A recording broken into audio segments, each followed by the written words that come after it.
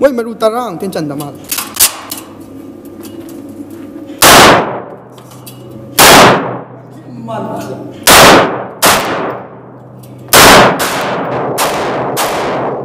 Kaya si dia. Asi je kap ningi si dia. Ma'am ay nasi ma'am the blog ama kudol tam sige. Ay nasi siyempre ba blog si no may kapa shooting range ama da mafam am da chat ni ba ko. Ay si appointment low re ba ko kung ama ga minute tranga ama makai sai da theng na sina ko ama mi tranga da ama makai ba manung da. Ay na chat re ba mafam si ko gi ex army na moi di license pi bang minga ka ne ba. Moi da ko gi trainer ay tare. Moi na ngai ga lai ba ne ba. Ay sa hu chat la da ba ne. Ay ngasi no may kap to ri se no may original gun ngakane ado aigi documents poro hai passport documents piraga aigi CS sarwa kapne aina kapriba nongmai se AK47 degi pistol na makal ani kalgi nongmai no khangri ko ado ada thengnar kanda ai uchar gi nongmai do ado ai hujik chatnaba tawrage ma'am do mafam do yor kanda mo ai haisir gi ma'am ado angam sa ma'am please do not try this at home says ai se mogi nongmai kapam se sida manung da changi ba ko asigi manung sene pulap kap to jisi na kogi sound proof ne ba asi se uppaga kap to makon kem ta thok tana se moi shooting range tambam version of AK SMG Karwain gide. Акуги костные, асина. Там есть. Поэтому ствол всегда смотрит только туда. Мы его не разворачиваем ни туда, ни сюда, ни вверх, ни вниз. Только туда. Мана rules не таишь. Сюда идем, сюда идем. Не туда. Позвали нас, он все равно смотрит туда. Понятно. Антамуна пистоле, мана так питуешь. Все то же самое. Туда, сюда, шнурок развязался. Ствол смотрит только туда. Палец вне скобы, вне. Держим сюда. Ma'am, I say no may eke marune ja hapsalis. I use it how dore. Astiam tikkan na namda dari ya doang. Si male. Ma'am, I go asigi magazine da sise hapsale. No may maruzi. I say no maru hoji hapadi hai gre duga sise ayo si kapa ni ai ahan ba eke sa hana kapa.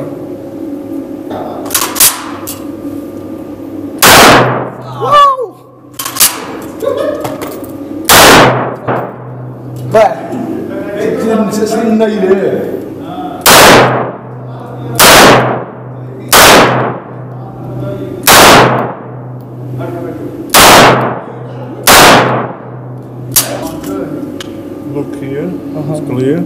Yeah, it's very clear. Cao thôi. Okay.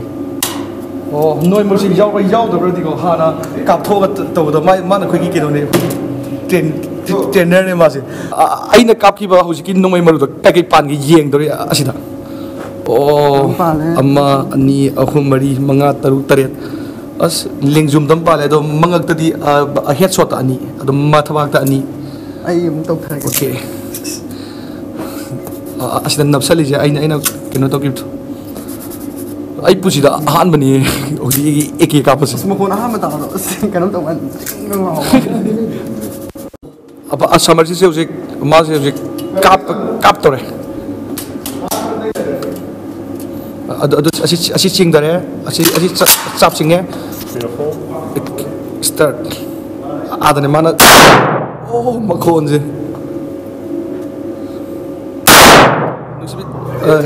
samje patap kap talu ne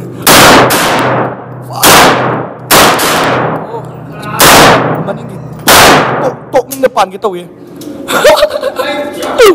hatta puna mo style ano ba mane ako je as lagi sumaina lumago su kap ni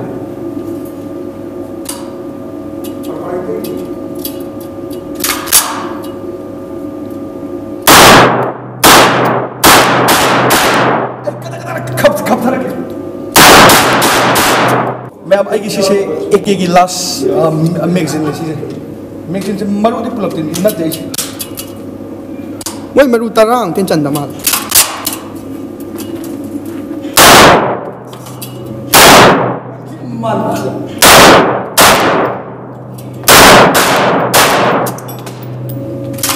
Nang maru mga kahapitan.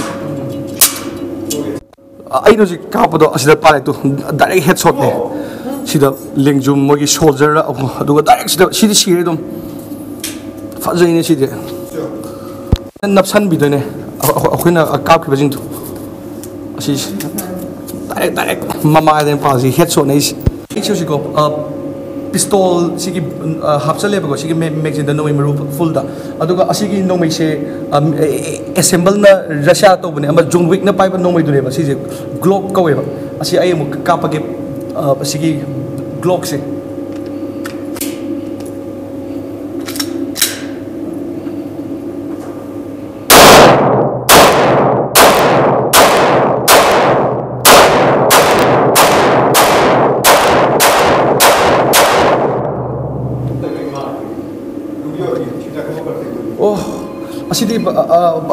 asidi maning pala halle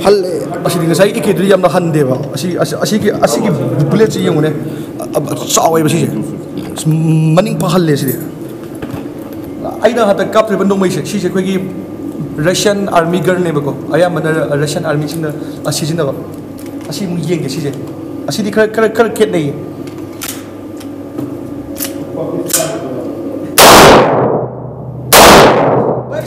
kan na mita ya di kitang ting berkati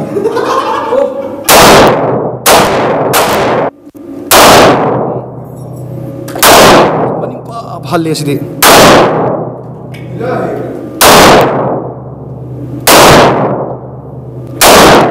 ma'am आई को अखोई नोमै carpel लोरे आई नोजे copy बन नोमै दो असीमा लरे सी एके अदो सीजनर Glock लैरे अदो दुगा असी जगह मखल अहम John Wick नोमै ने असी जोन विक नोमै दो अदो दुगा अखोई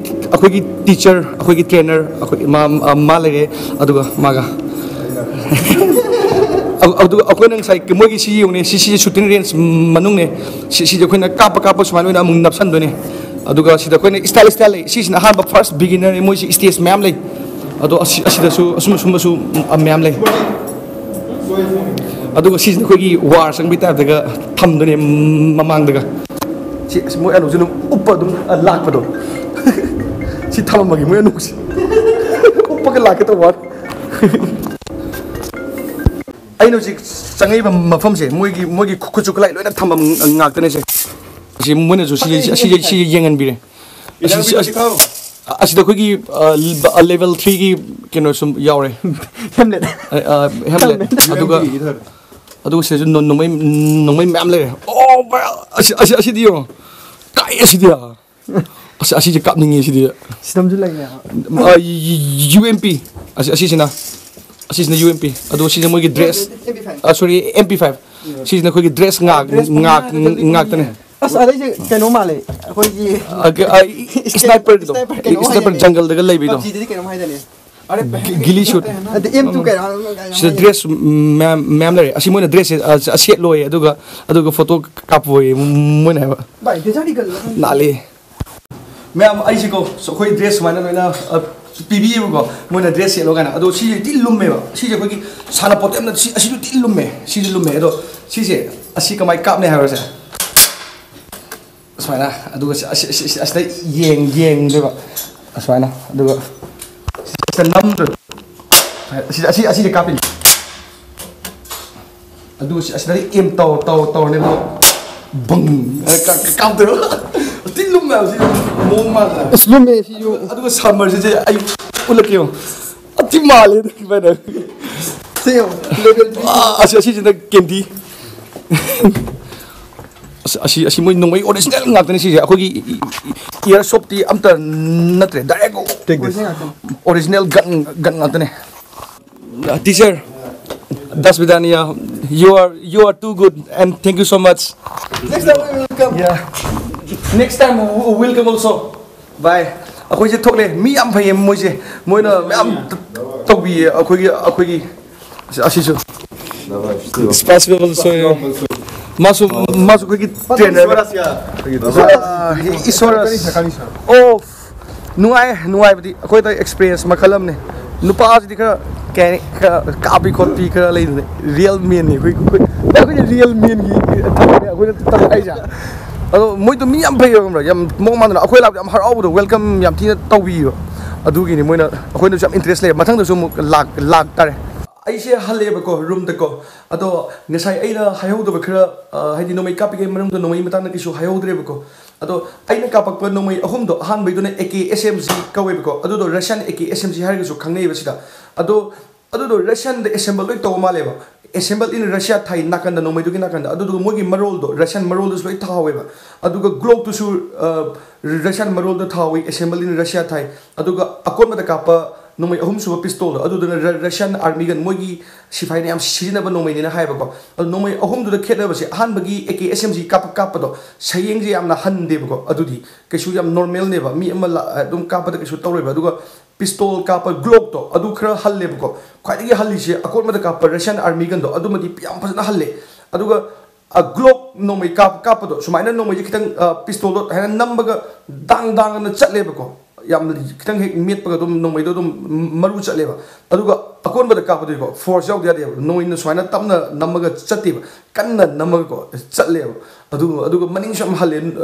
adu ai gi han ba experience de ko swaina mogi Russian gan ka pa degi ai ek ka pa jam pam je atopa berial gum ba ka pa de yum da su khoi sinau am kap nei na sum harau khongnu magi luhong ba su diwali yu su mem kap nei na aduga ek SMG degi sum ba ka pa ai pusida han mani aduga ai yamna khang hai dina kemda tawbu sun nati ba ai do class lor pagi lor kana matam phang bodo adu sum chalaga semane adu aina lai city da su sumbar shooting range adigi any adventurous life kara adum nupa thokpa hadi lai dina sum atopa sum am saning ma game loina phange bas aina lai city da adu da ai class su ngasi su nganta su loi bodo e bai nomai kapus lo sano lo sum yeng lo na yamna isam sam na semjam yamna khang hai dina hai pa sa ba adu su nachade ai blog se yeng ba nungai biragadi subscribe tobiramo nungai to su dum tobiramo ado like comment share tobiramo yam khang hai dina tobudi nachade do ngasi gi yam lapner se mathang da mung thengner se das vidania yai fare kang le bangna bye bye mathang da dum thengner se ai mathang da